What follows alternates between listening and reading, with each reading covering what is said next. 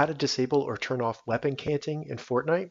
In this video, I'm going to show you how to turn off weapon canting that'll switch you from the scope to a third-party view within Fortnite. And if this video helps you, please consider giving it a like and also subscribe to my channel because that really helps me out.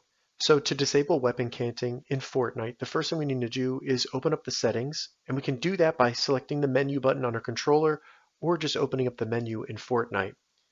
From here in the left menu, scroll down and select the gear, and then go over to settings, select settings. Once in the settings, go into the top to the option to the right of the controller labeled controller mapping, and then we just want to go down to targeting in the left menu. And once you get to targeting, go to the right and you'll see toggle weapon canting.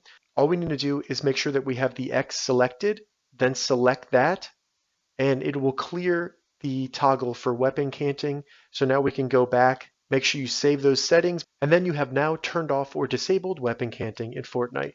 If this video helped you, give it a thumbs up, and please consider subscribing to my channel.